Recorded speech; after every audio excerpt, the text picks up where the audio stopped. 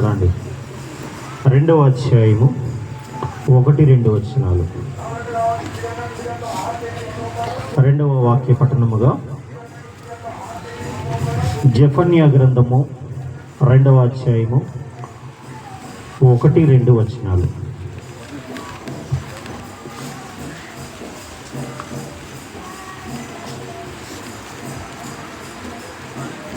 అన్న ఆగు.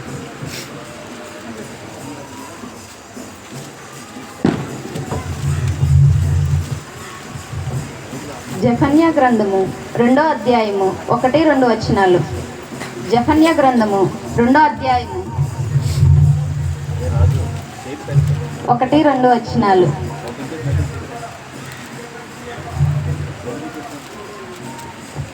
సిగ్గుమాలిన జనులారా కూడి రండి, పొట్టుగాలికి ఎగిరినట్లు సమయము గతించుచున్నది.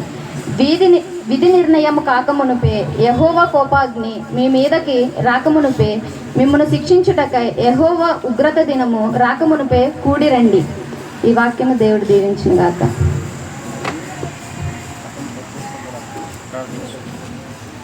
ప్రార్థించుకుందాం.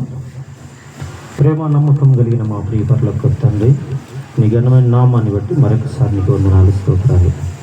మరి మొదటి వర్తమానంలో నుంచైనా మా అతిక్రమములను మేము విడిచిపెట్టాలని, మేము వర్ధిల్లాలని, మీరు వర్ధిల్ల చేసే దేవుడుగా మీరు మాకున్నారని, ఈ విధమైనటువంటి మేలులను మేము అనుభవించాలని ప్రభు ఎన్నో మంచి మాటలు మాతో మాట్లాడుతూ వచ్చారు. అలాగే నైనా మరికొన్ని మాటలు నీ సన్నిధిలో నిలబడి ఉండగా నీ కృపను అనుగ్రహించి సహాయం దయచేయమని యేసు ప్రభువుల వారి నామములో అడిగి వేడుకుంటున్నాం పరమ తండ్రి, ఆమేన్.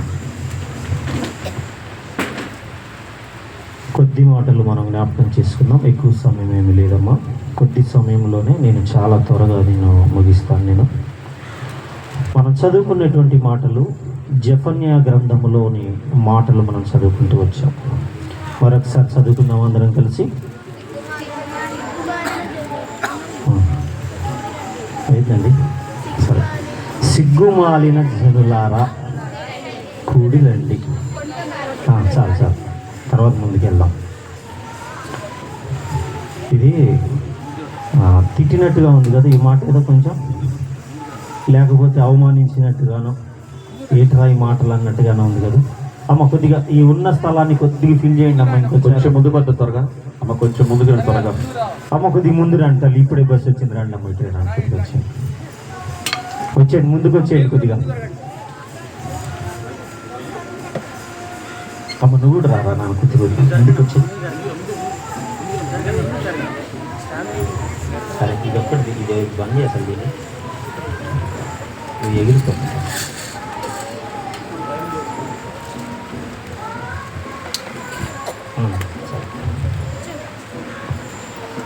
అమ్మ ఫ్యాన్ మీకు వెళ్ళి తిప్పిన వాళ్ళు ఇంకేం కాదు అయితే ఇక. సరే, వాక్యభావంలోకి వచ్చేద్దాం. మనం చదువుకున్నటువంటి మాట ఒక ప్రవక్త మాట్లాడుతున్నటువంటి మాట. ఎవరు మాట్లాడుతున్నారు? ప్రవక్త. ఆయన పేరే జెఫన్యా. ఆయన మాట్లాడుతున్నటువంటి మాట, ఆయన ఒక అనౌన్స్మెంట్ చేస్తా ఉన్నాడు. మరి ఆ రోజుల్లో ఇట్లాంటి మైకులు ఏం లేవు. నోటి మాట చేత ఒక అనౌన్స్మెంట్, ఒక ప్రకటన చేస్తా ఉన్నాడు. ఏం ప్రకటన చేస్తా ఉన్నాడు? మనం కూడా అప్పుడప్పుడు కొన్ని ప్రకటనలు వింటూ ఉంటుంటాం. ఏం ప్రకటనలు వింటామండి మనం? సాధారణంగా మనం వినేటువంటి ప్రకటనలు ఏంటి? ఏం ప్రకటనలు వింటాం? పల్లెటూరులో అయితే ఒక ప్రకటన ఉంటుంది, సిటీలో అయితే ఒక ప్రకటన ఉంటుంది కదా. పల్లెటూరులో ఏం ప్రకటన ఉంటుంది? రే రే రే రే సిటీలో అయితే ఒక ప్రకటన ఉంటుంది. ఏం ప్రకటన? పలానా దగ్గర ఆధార్ కార్డులు ఇస్తున్నారనో, లేకపోతే ఇంకేదో చేస్తున్నారనో, ఇక్కడికి రండి కరెంటు బిల్లులు కట్టండి అని ఇట్లాంటి ప్రకటనలు ఉంటాయి. ఇక్కడ అదే మాదిరిగా ఒక అనౌన్స్మెంట్, ఒక ప్రకటన జరుగుతూ ఉంది. ఏంటి ఈ ప్రకటన అనంటే, ఈ మాటలు వింటే ఒకలాంటి, అంటే ఈ మాటలు కనుక ఒకవేళ ఎవరైనా వ్యక్తి ఇప్పుడు వస్తారు కదా, అది కొట్టుకుంటా అలా వచ్చి ఈ మాటలు ఒకవేళ ప్రకటన చేస్తే ఎలా ఉంటుందో ఒక్కసారి ఇమాజినేషన్ చేద్దాం. ఏ మాటలు మళ్ళీ ఒకసారి చూద్దాం. ఏమని? సిగ్గుమాలిన జనులారా కూడి రండి, ఇంట్లో ఉన్నటువంటి వారలారా, మంచం మీద ఉన్నటువంటి వారలారా, లేకపోతే పొయ్యి ముందున్నటువంటి వారలారా, లేకపోతే కాలక్షేపానికి ఆ టీవీ ముందున్నటువంటి వారలారా, కళ్ళు మొత్తం సెల్ ఫోన్లో పెట్టినటువంటి వారలారా, ఒక్కసారి కూడి రండి అని ఒక్కసారి డబ్బు కొట్టుకొని ప్రకటన చేస్తే ఎలా ఉంటుంది? ఆ రోజుల్లో జరిగింది. ఎప్పుడు అనంటే క్రీస్తుకు పూర్వము 640 సంవత్సరాల కాలములో ఈ అనౌన్స్మెంట్ వచ్చింది. మామూలు అనౌన్స్మెంట్ కాదు ఇది. రండి రేషన్ కార్డులు ఇస్తున్నాం, రండి ఆధార్ కార్డులు ఇస్తున్నాం, లేకపోతే రండి పింఛన్లు ఇస్తున్నాం కాదు ఇది. ఏ అనౌన్స్మెంట్ ఇది? ఏమంటున్నాడు? సిగ్గుమాలిన జనులారా, ఒక్కొక్కరుగా రావద్దు, మళ్ళా ఇంట్లో నలుగురుంటే కలగలిసి రండి, విడిచిపెట్టి రామాకండి. బజార్ లోకల్ని, హాస్టల్ లోకల్ని, అక్కడొకరిని ఇక్కడొకరిని కాదు, ఎంతమంది ఉంటే అంతమంది కలిసి కూడి రండి అని ఈ మాట చెప్పడానికి ముందు మళ్ళీ ఏమంటున్నాడు? సిగ్గుమాలిన వస్తారు. ఎట్లాంటి అనౌన్స్మెంట్ చేస్తే వస్తారు, కర్ర పట్టుకోనో, రాళ్ళు పట్టుకోనో, కారం పట్టుకోనో వస్తారు, ఇట్లాంటి అనౌన్స్మెంట్లు కనుక చేస్తే. కానీ ఆ రోజుల్లో ఈ అనౌన్స్మెంట్ జరుగుతూ ఉంది. ఎవరు ఇది చేస్తా ఉన్నది అని అంటే ప్రవక్త అయినటువంటి జఫన్యా. అసలు ఎందుకు ఈ అనౌన్స్మెంట్? ఇటువంటి ప్రకటన ఏంటి? మల్లెపూ అంటే ఏదో పోతాంలే, కానీ ఇట్లాంటి ప్రకటనలు చేస్తే ఎవరు వస్తారు? ఏమ్మా, ఇట్లాంటి ప్రకటనలు చేస్తే ఎవరు వస్తారో? సిగ్గుమాలిన జనులారా, కూడి రండి, కలిసి రండి అని అంటే ఈ ప్రకటనలు వింటే ఎవరు బయటకు వస్తారు? వస్తారులే కానీ ఒట్టిగా రారు, కుటుంబం అంతా కలిసి కొట్టడానికి వస్తారు కదా. కానీ ఎందుకు ఈ ప్రకటన చేస్తా ఉన్నాడు? ఒక ప్రవక్త దేవునికి మనుషులకును మధ్యలో మధ్యవర్తిగా వ్యవహరిస్తున్నటువంటి ఒక ప్రవక్త ఇటువంటి అనౌన్స్మెంట్ ఎందుకు చేస్తా ఉన్నాడు? ఇటువంటి మాటలు ఆ యొక్క వీధుల్లో ఎందుకు పలుకుతూ తిరుగుతూ ఉన్నాడు? ఎందుకు బిగ్గరగా కేకలేస్తా ఉన్నాడో? ఏదో జరిగి ఉండాలా, ఏదో బలమైనటువంటి కారణమై ఉండాలా. చూద్దాం, ఈరోజు అదే మనం జ్ఞాపకం చేసుకోబోతున్నాం. అందుకే ఈరోజు మన పాఠానికి మనం పెట్టుకున్న పేరు ఏంటంటే దాచబడుట అనేటువంటి పాఠం పేరు పెట్టుకున్నాం. దాచబడుట. మనం కూడా అప్పుడప్పుడు దాచుకుంటాం కదా. కొద్దిగా వయసు మల్లెలు అయితే చెంగులో కట్టుకుంటారు కదా, ఇంకా కొంతమంది మడతలలో పెడతారు భార్యకి కనపడకుండా సాయంత్రం కోసం. ఇంకా కొంతమంది పప్పు డబ్బాలో, ఉప్పు డబ్బాలో, చక్కెర డబ్బాలో పెడతా ఉంటారు. ఇలా దాచుకునేటువంటి స్థలాలు చాలా ఉన్నాయి. కానీ ఒక తెలియబడినటువంటి ఒక స్థలం ఉంది, దాచబడుట అనేటువంటి ఒక స్థలం ఉంది. ఈరోజు ఆ స్థలాన్ని పరిచయం చేసుకోవటానికి ఈ జఫన్యా గారిని మొదట మనం పరిచయం చేసుకుంటున్నాం. ఎందుకు ఈ అనౌన్స్మెంట్ చేస్తా ఉన్నాడు జఫన్యా గారు? ఈయన ప్రవక్త. ఒక ప్రవక్త ఈ విధంగా అనౌన్స్ చేయొచ్చా? అంటే ఒక అయ్యగారు ఇట్లాంటి మాటలు మాట్లాడారు అనుకుని ఏమంటారు? భలే బోర్డు అయ్యగారులు ఇట్లాంటి మాట్లాడుతున్నారు, వచ్చిన వాళ్ళు కానీ ఇంకోసారి పిలవద్దు, వచ్చే వారం వచ్చే నెల అంటారు మీరు, అవునా కదా? కానీ ఇక్కడ ఒక ప్రవక్త మాట్లాడుతూ ఉన్నాడు, సిగ్గుమాలిన జనులారా అంటా ఉన్నాడు. ఎవరిని అంటున్నాడో తెలుసా? ఇంతకీ ఎవరిని అంటున్నాడో తెలుసా? అసలు చూద్దాం దీని చరిత్ర ఏంటి, అసలు ఎందుకు ఇటువంటి మాటలు ఆయన మాట్లాడుతూ ఉన్నాడు, దాని చరిత్ర ఏమై ఉంటుంది, ఈ విషయాలు మనం తెలుసుకుందాం. ఎవరు ఈ జఫన్యా అని అంటే మనందరికీ పరిచయం ఉన్నటువంటి వాడే, తెలియబడినటువంటి వాడేం కాదు. ఎవరండి ఈ జఫన్యా? అమ్మ, ఎవరు ఈ జఫన్యా? ఎవరు అమ్మా? ఏందా ప్రవక్త? నేను చెప్పిందే తిరిగి చెబుతున్నారు. ఇంకా ఎవరండి ఈ జఫన్యా? ఎవరు? సరే, 1వ అధ్యాయము 1వ వచనం. యూదా రాజుకు ఆమోసు కుమారుడైన యోషియా దినములలో హిజ్కియాకు పుట్టిన అమర్యా కుమారుడగు గెదల్యాకు జననమైన కూషీ కుమారుడగు జఫన్యాకు ప్రత్యక్షమైన యెహోవా వాక్కు. వీళ్ళందరి గురించి చెప్తూ వచ్చాడు. ముందు కొంతమంది పేర్లు చెప్తూ వచ్చాడు. ఆ తర్వాత లాస్ట్లో చివరిలో ఇగో జఫన్యా అనేటువంటి మాట మాట్లాడుతూ వచ్చాడు. జఫన్యాకు ప్రత్యక్షమైన యెహోవా వాక్కు. మరి ఆయన కంటే ముందుగా చెప్పబడిన పేర్లు ఎవరి అని అంటే వాళ్ళంతా కూడా రాజులైనటువంటి వారు, రాజవంశములో నుంచి వచ్చినటువంటి వాడు ఈ జఫన్యా. సాధారణంగా తండ్రి రాజు అనుకోండి, తర్వాత మారుగా రాజు అయ్యేది ఎవరు? కుమారుడు రాజు అవుతాడు. అలా లెక్క వేసుకుంటూ వస్తే ఈ జఫన్యా కూడా ఒక రాజుగా నియమించబడాలి, రాజుగా పరిపాలన చేయాలి. కానీ ఈ జఫన్యా ఆయన దగ్గరకు వచ్చేసరికల్లా రాజరికాన్ని పుచ్చుకోలేదు. ప్రవక్తగా దేవుడు ఎంచుకుంటూ వచ్చాడు, ప్రవక్తగా ఎన్నుకున్నాడు. ఆయన యొక్క మాట ఏదైతే ఉందో ప్రజలకు చేరవేసేటువంటి ఒక శబ్దముగా జెఫన్యాను దేవుడు నియమించుకుంటూ వచ్చాడు. ఇది ఆయన పని. మరి ఎందుకు ఈ మాట చెప్తా ఉన్నాడు జెఫన్యా? కోపం ఏమైనా, పగ ఏమైనా, ఎందుకు, ఏం జరిగి ఉంటుంది, ఎవరితో ముచ్చటిస్తున్నాడు అని అంటే, ఇశ్రాయేలు యొక్క రాజ్యము, ఇశ్రాయేలీలు రెండుగా చీలిపోయినటువంటి సందర్భం అది. యూదులుగా కొంతమంది చీలిపోయారు, ఇశ్రాయేలీలుగా కొంతమంది చీలిపోయారు. మాది యూదా దేశము, మేము యూదా ప్రజలము, మాది యూదా వర్గము అని ఒక భాగం చీలిపోయింది. అలాగే మేము ఇశ్రాయేలు, మా రాజ్యం ఇశ్రాయేలు, ఇశ్రాయేలుకు ఒక రాజు, యూదా వారికి ఒక రాజు, రెండుగా చీలిపోయినటువంటి పరిస్థితులు ఆనాటి కాలంలో వస్తూ వచ్చాయి. ఇక అప్పుడు జరిగినటువంటి సందర్భమే ఇప్పుడు మనం చదువుకుంటా ఉన్నాము.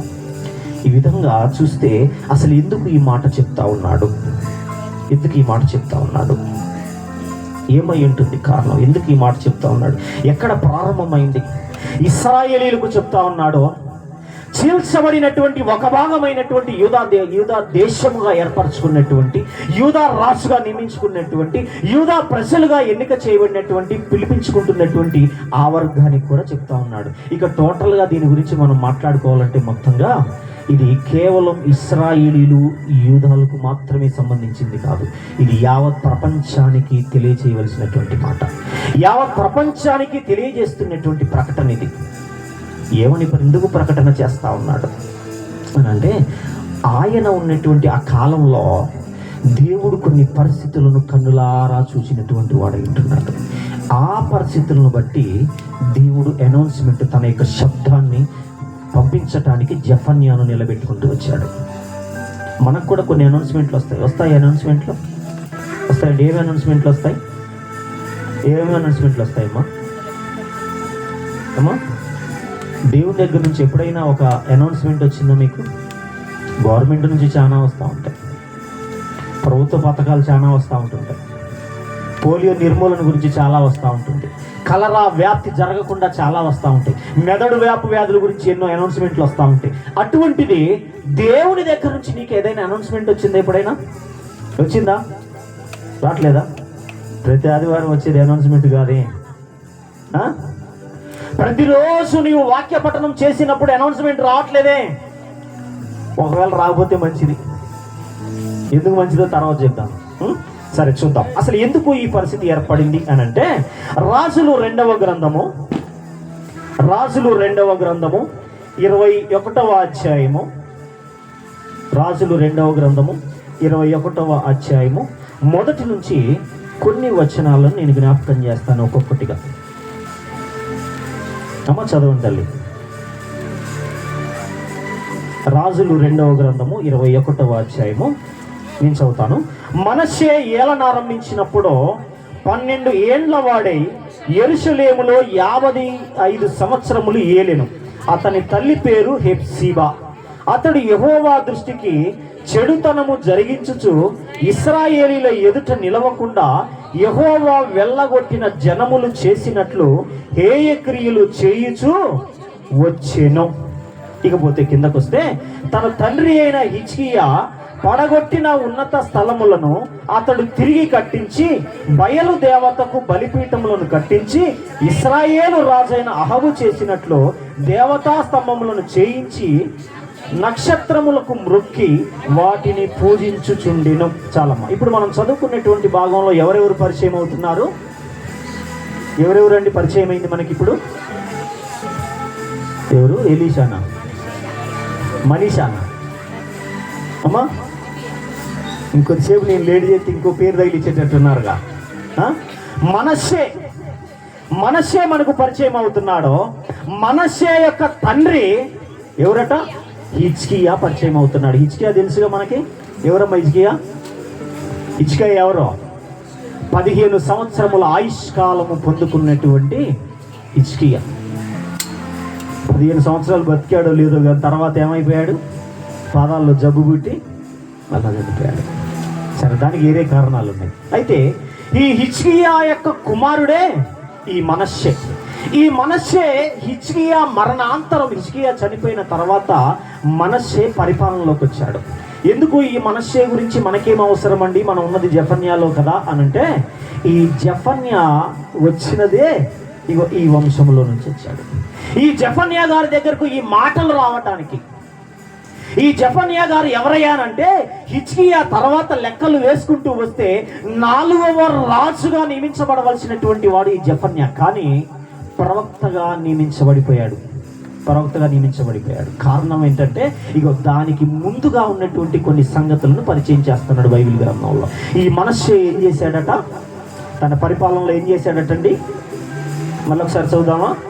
అతడు యెహోవా దృష్టికి చెడుతనము జరిగించుచు ఇశ్రాయేలీల ఎదుట నిలవకుండా యెహోవా వెళ్ళగొట్టిన జనములు చేసినట్లు హేయ క్రియలు చేయుచు వచ్చెను. ఏమేం చేశాడట ఈయన? హేయ క్రియలు చేశాడట. హేయ క్రియలు అంటే మన భాషలో ఏం చెప్పొచ్చు అండి?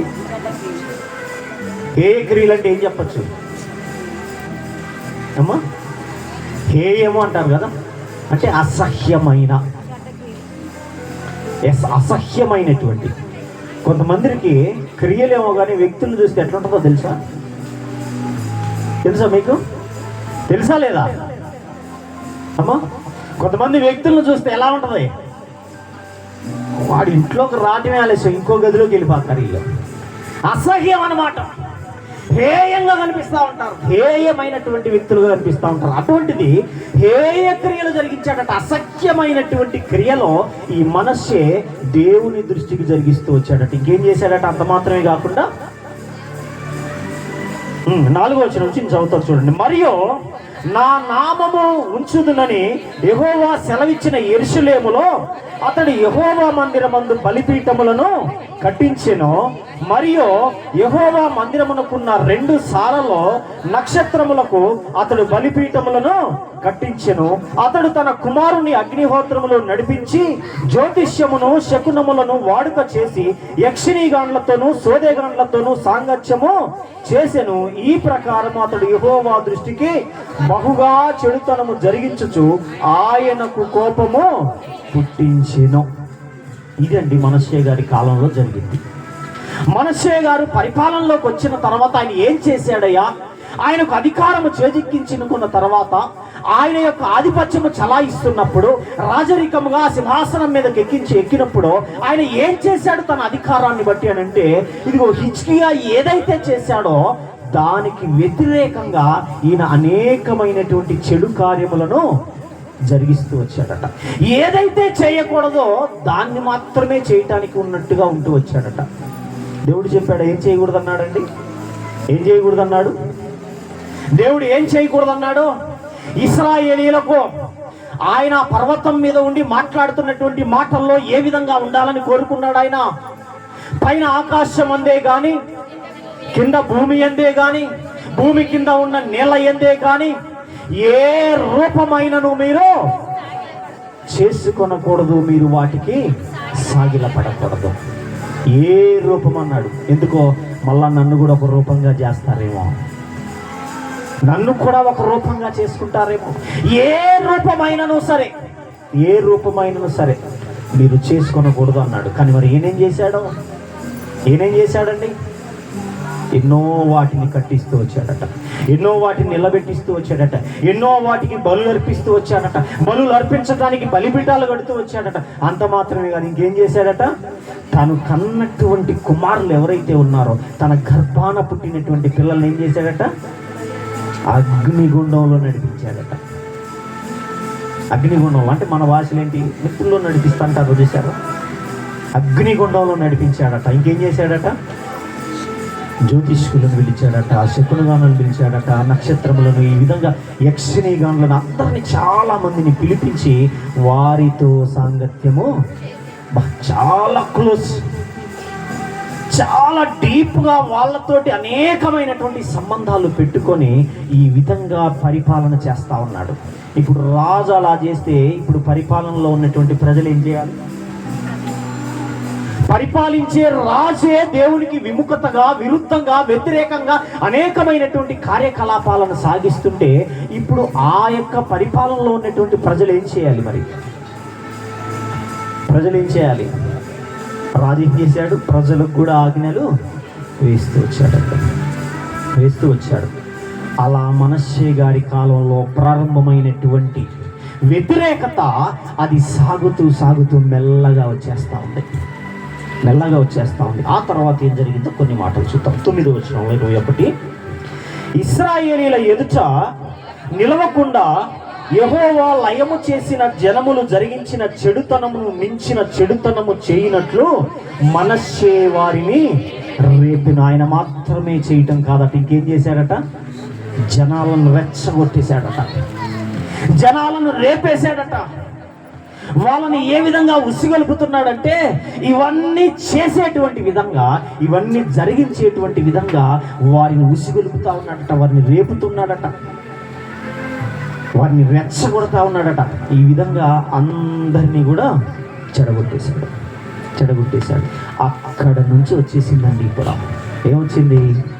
దేవుని యొక్క వాక్కు బయలుదేరింది, దేవుని వాక్కు బయలుదేరింది, దేవుని యొక్క కోపం బయలుదేరింది, దేవుని ఉగ్రత బయలుదేరింది. ఎందుకు అనంటే ఈ యొక్క ప్రజలు ఎవరైతే ఎన్నుకున్నాడో, ఎవరినైతే ఆ యొక్క ఐగుప్తు నుంచి విడిపించుకున్నాడో, ఎవరినైతే ఆ బండలో నుంచి నీళ్లను రప్పించి వారిని బ్రతకనిచ్చుకున్నాడో, ఎవరినైతే ఆకాశం నుంచి ఆహారం పంపి వారిని తృప్తిపరచి తిరిగి వారి ప్రాణాలను నిలబెట్టుకున్నాడో, ఇదిగో వారందరూ సైతము చెడిపోతా ఉంటుంటే, వారందరూ సైతము రేపబడతా ఉంటుంటే, వారందరూ సైతము దేవుణ్ణి కాకుండా మరొక వైపు వారి యొక్క హృదయములను తిప్పుతూ ఉంటుంటే దేవుని యొక్క కోపము బయలుదేరిందట. అందుకే ఇప్పుడు అది ఎవరితో చెప్పాలి? మరి అది వినేవారు ఎవరున్నారు? మరి అది ఎవరికి ప్రకటన చేయాలి? మరి అది చెవులు కలిగి వినేటువంటి వారు ఎవరున్నారని దేవుడు వెతకగా ఇదిగో 4 తరాల తర్వాత జెఫన్యా వచ్చేసాడు. కొంతమంది దాటిపోయారు, కొంతమంది రాజులు వెళ్ళిపోయారు. మనష్షే వచ్చాడు, మనష్షే వెళ్ళిపోయాడు. ఆ తర్వాత ఇంకొక ఆయన వచ్చాడు, ఆయన వెళ్ళిపోయాడు. మళ్ళీ వచ్చేద్దాం జెఫన్యా గ్రంథంలోకి. మొదటి వచనం.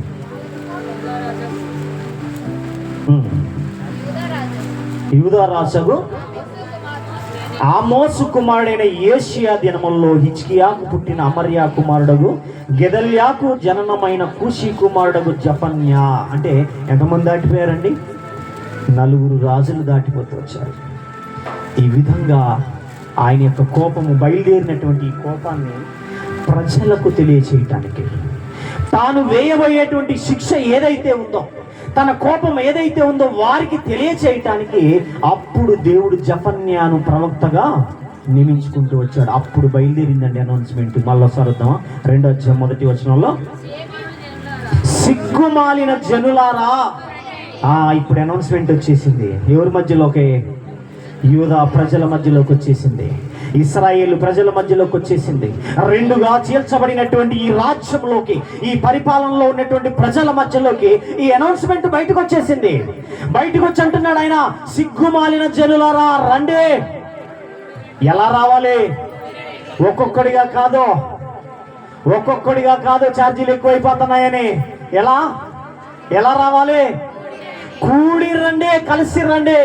కుటుంబంలో ఎంతమంది ఉంటే, నేను పొద్దున మావుతున్నాను, మన వరకు వెళ్దాంలే అని అంటే, లేదు మనం 4 కాబట్టి 4 నెంబర్లు అక్కడ కనపడాల్సిందే అన్నారు. ఎట్లే ఆడవాళ్ళతో ఎందుకు వచ్చిన గొడవ? కాంప్రమైజ్ అయిపోయాం, వచ్చేసాము 4 కలిసి. 2 బస్సుకి 2 బండికి. గమనించుదాం. ఎంతమంది ఉంటే అంతమంది కలిసి రండి, కూడి రండి. కిందకు వచ్చేద్దాం. ఇప్పుడు గాలికి ఎగురున్నట్లు. ఇదేంటమ్మా అట్లేదు? నా దగ్గర ఉన్న నేను చదువుతాను అయితే. అది పొట్టు గాలికి ఎగురున్నట్లు సమయము గతించుచున్నది. అంటే ఏమంటున్నాడు? ఇమీడియట్గా రావాలి. మనకు అర్థమయ్యే భాషలో చెప్పాలంటే ఏంటి? ఎమర్జెన్సీగా రా. నాయన నేను పప్పు కడుగుతున్నా, అన్నం బియ్యం కడుగుతున్నా అంటే లేదో, అది కాసేపు అక్కడ పెట్టేనా, నువ్వు రావాలి. ఎందుకట? దాన్ని వివరణిస్తున్నాడు. పొట్టు గాలికి ఎగురున్నట్లుగా సమయము గతించుచున్నది. అంటే అసలు టైం లేదురా బాబు, నీకు అసలు ఛాన్సే ఇవ్వట్లేదు. నేనేదో మెల్లగా వస్తానులే, నా బస్సు దొరికాకంటే కుదరదు. నేనేదో మెల్లగా వస్తాలే, నా సమయం వచ్చాకంటే కుదరదు. ఇప్పుడే పోతే ఏముంటాయండి? 4 పాటలు తప్ప ఏముంటాయి? మెల్లగా పోతాంలంటే కుదరదు. ఏందట? పొట్టు గాలికి ఎగురున్నట్లు సమయము గతించుచున్నది. గాలికి పొట్టు ఎలా ఎగిరిపోద్దండి? సమయం టైం చూసుకొని ఎగిరిపోద్ది. లేదు లేదు, చిన్న సవడి రవ్వగాలి తగిలినా కూడా ఏమైపోద్ది? అట్లాంటి సమయం లేదురా బాబు మనకి, అంత ఎమర్జెన్సీ ఇది. కాబట్టి మీరు రండి. విధి నిర్ణయము కాక మునిపే, యెహోవా కోపాగ్ని మీ మీదకి రాక మునిపే, మిమ్మును రక్షించుటకై యెహోవా ఉగ్రత దినము రాక మునిపే కూడి రండి. ఇంకొక అనౌన్స్మెంట్ చెప్తా ఉన్నాడు. ఏమని? ఏం చెప్తా ఉన్నాడండి? ఏం చెప్తా ఉన్నాడు? యెహోవా కోపాగ్ని మీ మీదకు రాక మునిపే, ఆయన ఉగ్రత దినము రాక మునిపే కూడి రండి. అంటే ఫస్ట్ అనౌన్స్ ఒక పిలుపులోనే మీరు వచ్చేసారనుకో, కొద్దిగా ఏదో గ్రేస్ పీరియడ్ ఉంటుంది. 4 సార్లు పిలిచినా కూడా రాలేదనుకో, ఇప్పుడు ఏమైంది? కోపం రెట్టింపు అయిపోద్ది. రాజుగారు ఒక్కసారి పిలిస్తే ఏం చేయాలి? పలానోళ్ళ దగ్గరకు ఒక అడ్రస్కి వచ్చి పలానోళ్ళని అడిగారు, పోలీస్ ఆయన మిమ్మల్ని. అసలు పోలీస్ ఆయన అనగానే ఆలస్యం అండి. మీకు తెలుసు లేదు, లుంగి మీద ఉన్నా వెళ్ళిపోవాల్సిందే, బనీని మీద ఉన్నా వెళ్ళిపోవాల్సిందే. నైటీ మీద ఉన్నానండి, చీర కట్టుకున్న తన్నా కుదరదు, వెళ్ళిపోవాల్సింది. ఎందుకు ఆతృత? అమ్మ నా కోసం పోలీస్ ఆయన రావటం ఏంటి, నన్ను పిలవటం ఏంటి, నా పేరు పెట్టి అడగటం ఏంటి, ఎంత ఆతృత. మరి దేవుడు పిలుస్తూ ఉంటుంటే, దేవుడు రమ్మని కేకేస్తూ ఉంటుంటే, కూడి రండి అని పిలుస్తూ ఉంటుంటే, కఠినమైనటువంటి పదాలను ఉపయోగించి ఆయన అనౌన్స్మెంట్ చేస్తూ ఉంటుంటే, ఇప్పుడు ఏ విధంగా రావాలి అంటే, వారు ఎంత మందమతులైతే దేవుడు ఆ మాటలు మాట్లాడాలి? వాళ్ళు ఏ విధంగా అశ్రద్ధగా ఉంటే దేవుడు ఆ మాటలు మాట్లాడుతూ రావాలి? అందుకే అంటున్నాడు, ఆయన కోపము రేపక ముందే, ఆయన ఉగ్రత దినం రాక మునిపే మీరేం చేయాలి? కూడి రండి, కూడి రండి. ఈ మాటలు చెప్తా ఉన్నాడు. ఇంతకు ఏం చేశారని ఈ మాటలు చెప్తున్నాడు అండి. ఇప్పుడు దాకా ఏం చేశాడని, ఏం తెలియజేయాలని? అమ్మా ఏం తెలియజేయాలని? ఏం తెలియజేయాలని? కొన్ని కార్యక్రమాలు జరిగాయి. ఆ కార్యక్రమాలు ఆయన రాజు చేయటమే కాకుండా, వాటిని ఆజ్ఞలుగా విధించటమే కాకుండా, ఆ కార్యక్రమాలు మీరు ఎల్లప్పుడూ చేయడానికి ఏం చేస్తూ వచ్చాడు? రేపుతూ వచ్చాడు. కాబట్టి ఇదిగో నా మాట కూడా మీరు వినాలి, కాబట్టి ఇక కూడి రండి అంటున్నాడండి. కూడి రండి. ఎందుకు రమ్మంటున్నాడో కిందకు వచ్చేద్దాం.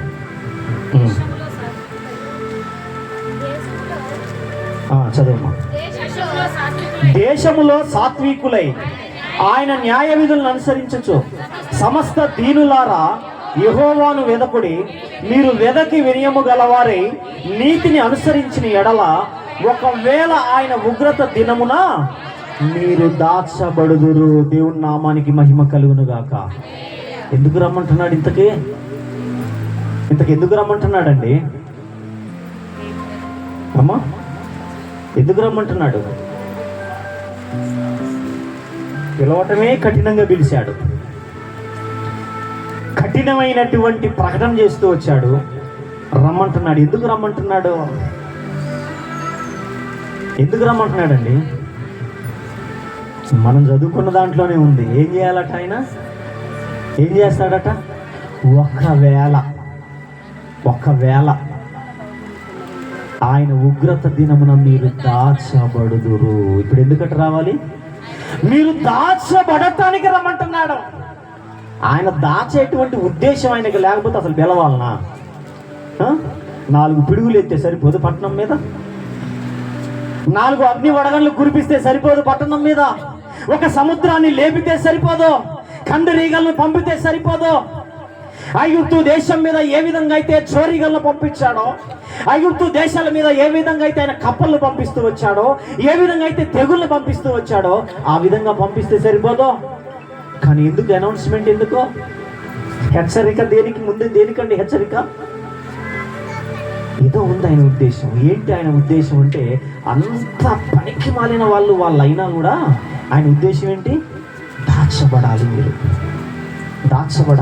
ఒకవేళ మీరు మార్పు నొందితిరా, ఒకవేళ మీరు మారు మనస్సు నొందితిరా, ఒకవేళ మీరు ఒప్పుకొంటిరా, ఒకవేళ మీరు పశ్చాత్తాపం కలిగి ఉంటిరా, ఇదిగో ఒకవేళ ఆయన ఉగ్రత దినమందో మీరు దాచబడుదురు. కాబట్టి మీరు ఏం చేయాలి? గాలికి పొట్టు ఎగురున్నట్లుగా సమయము కొద్దిగానే ఉంది, కాబట్టి మీరు ఉన్న పలంగా బయటకు వచ్చేయండి. ఒక అవకాశం ఇస్తున్నాడు. ఏమని? ఆయన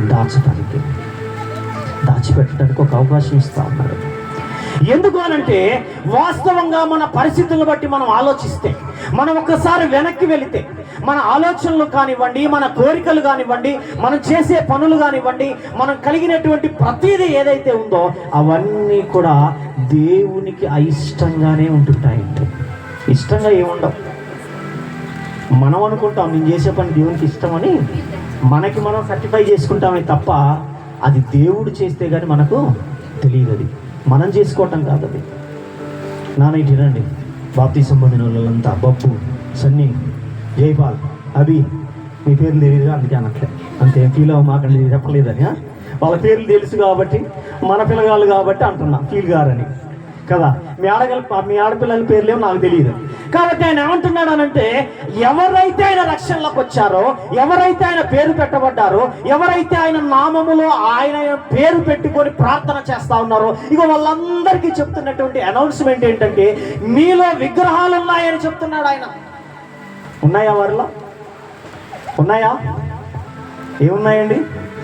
ఏదైతే పోగొట్టుకున్నారో, ఏదైతే ఐగుప్తులో విడిచిపెట్టి వచ్చిన తర్వాత తిరిగి మరలా రాజరికాన్ని ఏర్పరచుకున్నారో, రాజ్యాంగాలను పెట్టుకున్నారో, దేవుని యొక్క మాటను ధర్మశాస్త్రంగా చేసుకున్నారో, ఇవన్నీ చేయబడిన తర్వాత కూడా మరలా మనషే పరిపాలన వచ్చాక ఏం జరిగిపోయింది? తిరిగి అవన్నీ కూడా మరలా నిలబెట్టుకుంటూ వచ్చారు. మరలా వాటికి అవకాశం ఇస్తూ వచ్చారు. మరలా వాటికి స్థానం కల్పిస్తూ వచ్చారు. మరలా మంచి చెడులు చూస్తూ వచ్చారు. మరలా మంచి తిథులు చూస్తూ వచ్చారు. మరలా మంచి వారాలు చూస్తూ వచ్చారు.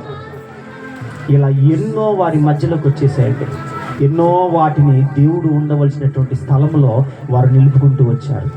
అంటే ఒక్క మాటలో చెప్పాలంటే పాపానికి చోటిస్తూ వచ్చారు. పాపానికి చోటిస్తూ వచ్చారు.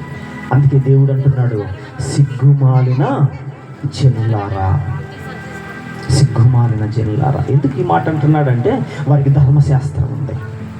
దేవుని మాటలు వారికి వివరించబడ్డాయి. మోషే గారి చేత దేవుడు ఎన్నో మాటలు, ఎన్నో ఆజ్ఞలు వారికి ఇచ్చాడు. ఇవన్నీ కలిగినటువంటి వారయ్యుండి కూడా తిరిగి మరలా వారు వాటి వైపు తిప్పబడ్డారు. కాబట్టి ఆయన ఉపయోగించే పదం ఏంటిది? సిగ్గుమాలిన జనులారా. ఇప్పుడు బైబిల్ కలిగిన నీతో కూడా అదే మాట్లాడుతున్నాడు. బైబిల్ నాకు తెలియదండి అని అంటే ఓకే, నువ్వు తప్పించుకున్నట్టే. బైబిల్ కలిగినటువంటి నీతోటి కూడా ఆయన అదే మాట్లాడుతున్నాడు. దేవుని యొక్క నామాన్ని ఉపయోగిస్తున్నటువంటి నీతో కూడా అదే మాట్లాడుతున్నాడు. ఆయన నామంలో మోకాలు ఉంటున్నటువంటి నీతో కూడా అదే మాట్లాడుతున్నాడు. ప్రతి ప్రార్థన కూడికలో దేవుని యొక్క ఆత్మ చేత అంటుకట్టబడుతున్నటువంటి నీతో కూడా అదే మాట్లాడుతున్నాడు. ఎందుకు అనంటే, ఇదిగో ఆయన పేరు పెట్టబడినటువంటి వారు కాబట్టి మీరు, ఆయన నామంలో ఉచ్చరిస్తున్నటువంటి వారు కాబట్టి మీరు, ఆయన నామంలో మోకరిస్తున్నటువంటి వారు కాబట్టి ఇగో మనతో కూడా అదే మాట మాట్లాడుతున్నాడు. ఏమని? సిగ్గుమాలిన జనులారా, నేను మిమ్మల్ని దాచిపెట్టాలనుకుంటున్నాను. ఎందుకో మీ ఆలోచనలు సరి అయినవి కావు, మీ నడతలు సరి అయినవి కావు, మీ మాటలు సరి అయినవి కావు, మీ బుద్ధులు సరి అయినవి కావు, మీ క్రియలు సరి అయినవి కావు. మీరు నిలుపుకున్నటువంటి ఆ విగ్రహాలు ఎన్నో మీరు కలిగినటువంటి వారు, మీరు సరైనటువంటి వారు కాదు. కాబట్టి ఇదిగో నా ఉగ్రత దినము మీ మీదకు రాకమునిపే ఇగో నేను మిమ్మల్ని దాచిపెట్టాలనుకుంటున్నాను. కాబట్టి మీరు కూడి రండి అంటున్నాడంటే, మీరు కూడి రండి. ఈరోజు లేవంటారా విగ్రహాలు అనగానే మనకు కొన్ని ఇమాజినేషన్లు వస్తూ ఉంటాయి, కొన్ని ఆకారాలు, కొన్ని మనకి ఇమాజినేషన్ వస్తూ ఉంటుంటాయి. అవి కాదండి, అవి కానే కాదు. ఒక భార్యాభర్తలు ఇద్దరు ఉన్నారనుకోండి, భార్య దేవుని కంటే కూడా భర్తకే ఎక్కువగా ప్రాధాన్యత ఇస్తే, ఇప్పుడు ఏంటి ఆ భర్తకు పెట్టిన పేరేంటి చెప్పండి తల్లి, అమ్మ తల్లులారు మీరే చెప్పండి. ఒకవేళ భార్య భర్తలు ఇద్దరు కలిసి ఉంటే భర్తకి దేవుని కంటే భర్తకే ఎక్కువగా ఇంపార్టెన్స్ ఇచ్చింది అనుకోండి, ఇప్పుడు ఆ భర్త ఏమైనట్టు? విగ్రహం అయినట్టు. దేవుడే చెప్పాడు కదండి, భర్తని ప్రేమించమన్నాడు. నన్ను కాదని కాదు ఆయన అన్నది, నా తర్వాత వాళ్ళని నన్ను అనలేదు ఆయన. ఎప్పుడు అసలు ఆయనే లేకుండా ఇంకా ఆయన ప్రేమ ఎక్కడి నుంచి వస్తుంది? ఆయనే లేకుండా ఆయన ప్రేమ ఎక్కడి నుంచి వస్తుంది? ఏదో అర్థం కావడానికి మీకు అలా చెప్పాను, కానీ ఇందులో ఎన్ని ప్లేసులు ఉంటాయో తెలుసా? ఒకవేళ పెళ్లి కాని యవ్వనస్తులైతే మీ మనస్సుల్లో ఎవరున్నారో అది విగ్రహము. ఒకవేళ పెళ్ళైనటువంటి వారు ఉంటే మీ మనస్సుల్లో ఏదైతే ఉందో అది విగ్రహము. అది విగ్రహం. అది ఆడవాళ్ళు అంటారు బంగారం అంటే ప్రాణం అండి. ఒంటి మీద కనపడుతుందే కానీ బంగారం అంటే ప్రాణం. అది ఎంత ప్రాణమో తెలుసా? ఎంత ప్రాణం ఉంటుందండి? ఎంత ప్రాణం ఉంటుంది దానికి? మూడు ఉంటే లేకపోతే మా అమ్మోళ్ళు ఇచ్చింది కూడా తీసేస్తావా నువ్వు అంటారా లేదా? ఇలా చాలా ఉన్నాయి, చాలా ఉన్నాయి. అంటే మనకు తెలియకుండానే కొంతమందికి చదువే విగ్రహంగా మారిపోతుంది తెలుసా? చదువే విగ్రహంగా మారిపోతుంది. చదువుకు ఉన్నటువంటి ప్రాముఖ్యత దేవునికి ఉండదు. నువ్వు అనుకుంటావు చదివి పెద్దోడినైదాం అనుకుంటావు, కానీ అసలు వదిలిపెట్టేసావు నువ్వు. చదువు విగ్రహంగా మారిపోతుంది. వారి తెలివితేటలు వారికి విగ్రహంగా మారిపోతున్నాయి. కొన్ని వస్తువులు విగ్రహంగా మారిపోతున్నాయి. వాహనాలు విగ్రహంగా మారిపోతున్నాయి. వారికి ఉన్నటువంటి ఆభరణాలు విగ్రహంగా మారిపోతున్నాయి. వారికి ఉన్నటువంటి ఆస్తులు ఏవైతే ఉన్నాయో అవి విగ్రహంగా మారిపోతున్నాయి. వారికి కళ్ళ ముందు కనబడుతున్నటువంటి వ్యక్తులు కొంతమంది విగ్రహాలుగా మారిపోతా ఉన్నారు. ఈ విధంగా చాలా చాలా లెక్క వేసుకుంటూ పోతే ఇదిగో యోధా వారికి పట్టిన గతి మనకు కూడా పట్టకూడదని, ఇశ్రాయేలు వారికి పట్టుతున్నటువంటి గతి మనకు కూడా పట్టకూడదని ఆయన అనౌన్స్మెంట్ చేస్తా ఉన్నాడు. ఏమని? నేను మిమ్మల్ని దాచిపెట్టాలనుకుంటున్నాను, నా యుద్ధకు రండి. ఉగ్రత దినమందు ఒకవేళ మీరు దాచిపెట్టబడుదురేమో, కాబట్టి వెంటనే బయటకు వచ్చేసేయండి. మీరు వాటిని విడచి మీరు బయటకు వచ్చేయండి. మొదటి వర్తమానంలో కూడా విన్నాం. దాదాపుగా అయ్యే మాటలు ఉన్నాయి. నేను మళ్ళా చెబితే కాపీ మాటల్లాగానో రిపీటెడ్ మాటల్లాగానో ఉంటాయి, తిరిగి చెప్పే మాటల్లాగానో. అందుకే నేను అవేమి టచ్ చేయట్లేదు. అందుకే మన అతిక్రమం ఏదైతే ఉందో దాన్ని విడిచిపెట్టి ఆయన యొద్దకు వస్తే ఏం చేస్తాడట? ఆయన మనల్ని దాచిపెట్టేస్తాడట. ఎందుకు? ఆయన ఉగ్రతకు మనము లోను కాకుండా ఆయన మనల్ని దాచిపెట్టాలనుకుంటున్నాడు. ఈ విధంగా మనం అనుకుంటాం, నేను మంచివాడినే కదా, నేను మంచిదాన్నే కదా, నువ్వు మంచిదానివి, మంచివాడినని. ఎవడైనా నాలో పాపము లేదని ఒకవేళ అంటే ఎవడట? మనం చదువుకున్నాం కండి. అందుకే రిపీటెడ్గా నేను చెప్పదలుచుకోవట్లేదు. అన్నీ అయ్యే ఉన్నాయి. 2 ప్రసంగాల్లో ఒకటే మాటలు చెప్పారు ఏంట్రా బాబు అంటారు మళ్ళా. ఒకవేళ మనం పాపము లేదని చెప్పుకునే మనమే అబద్ధికులమట. అబద్ధికులమై ఉందమో, మనలో సత్యం ఉండదో చెప్పగలమా మనం పాపం లేనివారమని? లేదండి. అందుకే ఆయన దాచిపెట్టాలనుకుంటున్నాడు. ఇంకా దాచిపెట్టాలనుకుంటున్నాడు. దానిని విడిచిపెట్టి వస్తే ఆయన దాచిపెట్టాలనుకుంటున్నాడు. ఇకనైనా సరే దాని గురించి దూరంగా నీవు ఉండగలిగితే దాచిపెట్టాలనుకుంటున్నాడు. ఇకనైనా సరే ఆయనకు ప్రాముఖ్యతనిస్తే ఆయన దాచిపెట్టాలనుకుంటున్నాడు. నీ పిల్లలతో కలిపి. ఈరోజు పిల్లలంటే ఏదో అనుకుంటున్నాం. ఎన్ని ఉంటాయో వాళ్ళ మనసులో ఎన్ని విగ్రహాలు ఉంటాయో కదమ్మా. అట్లాంటి స్కానింగ్లు ఉండి తమ్మునేలు ఇప్పుడు పెట్టారు కదా, డిజిటల్ తమ్ము. ఉద్యోగానికి పోగానే తమ్మేసి రావాలా. అట్లా తమ్ము వేయగానే మొత్తం బయటకు వస్తే భలే ఉంటుంది కదా. అట్లాంటివి వస్తే ఎవరికోళ్ళు కొట్టుకొని చచ్చిపోతారు. భూమి మీద మనుషులు ఉండవు, మిషన్లు తప్ప కదా.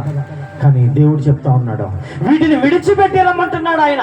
ఈరోజు ఈ ప్రాంగణంలో ఉన్నటువంటి మన అందరి హృదయాల్లో ఎన్నో గూడు కట్టుకొని ఉన్నాయి. ఎన్నో వాటిని నిలుపుకొని ఉంటున్నాం. ఎన్నో వాటికి స్థానం ఇచ్చి ఉంటున్నాం. ఎన్నో వాటికి మనం ఈరోజు ప్రాముఖ్యతనిస్తూ వస్తూ ఉన్నాం. అందుకే దేవుడు అంటున్నాడు, ఇదిగో నేను నిన్ను దాచిపెట్టాలనుకుంటున్నాను, కాబట్టి ఇకనైనా సరే వాటిని విడిచిపెట్టి రా. ఇకనైనా సరే వాటికి దూరంగా ఉండి రాంటున్నాడు. కనుక జ్ఞాపకం చేసుకుందాం. ఎక్కువగా చెప్పదలుచుకోలేదు. ఈ మాటలు మనం అనుకుంటాం మనకు కాదులే, ఖమ్మం వాళ్ళకులే, మనకు కాదులే జగ్గేపేట వాళ్ళకి లేని వాళ్ళు, మనకు కాదులే మక్కపేట వాళ్ళకి లేని ఇంకొక ఊరోళ్ళు, ఇట్లాంటి ఏమీ లేవమ్మా. ఇవన్నీ కూడా మనతోనే దేవుడు మాట్లాడుతున్నాడు. మన హృదయాలను ఎరిగి ఆయన మనతో మాట్లాడుతున్నాడు. దాచిపెట్టాలని అనుకుంటున్నాడు దేవుడు ఇప్పుడే. ఎందుకు అనంటే ఇప్పటికే ఎన్నో వాటి చేత కొట్టబడతా ఉన్నాం, ఎన్నో వాటి చేత నష్టపరచబడతా ఉన్నాం, ఎన్నో వాటి చేత కృంగిపోతా ఉన్నాం, ఎన్నో వాటి చేత కొట్టబడతా ఉన్నాం, ఎన్నో వాటి చేత పడిపోతా ఉన్నాం. అందుకే ఇకనైనా సరే నేను దాచిపెట్టాలనుకుంటున్నాను. పడింది చాలు. ఇకనైనా సరే నేను దాచిపెడతాను. నీవు నష్టపోయింది చాలు, నీవు కృంగిపోయింది చాలు, నీవు పోగొట్టుకున్నది చాలు, నీ జీవితంలో ఎన్నో ఆవిరైనటువంటి పరిస్థితులు ఇకనైనా చాలు. నేను నిన్ను దాచిపెట్టాలనుకుంటున్నాను. కాబట్టి ఇదిగో మునుపు ఉన్నటువంటి స్థితులు ఏవైతే ఉన్నాయో వాటిని విడిచిపెట్టి రా అంటున్నాడు దేవుడు. కనుక ఇకనైనా సరే ఆయన యొక్క రెక్కల నీడలోకి మనం వస్తే ఏం చేస్తాడట? ఆయన దాచిపెట్టేస్తాడట. దేవుని నామానికి మహిమ కలుగును గాక. ఒక చిన్న ప్రత్యేకమైనటువంటి ఒక పాట పాడుకుందాం. ఆ తర్వాత మరలా 3వ వర్తమానంలోకి, ఆ తర్వాత చివరిగా మనం ఆరాధనలోకి వెళ్తాం. ఈలో పాట పాడే లోపు ఏమన్నా సర్దుకునే వాళ్ళు ఉంటే సర్దుకోండి, మంచి తాగే వాళ్ళు ఉంటే తాగండి. ప్రత్యేకమైనటువంటి పాట మరి మన మధ్యలో ఉన్నటువంటి డేవిడ్ రాజు గారు మనకి పాడతారు.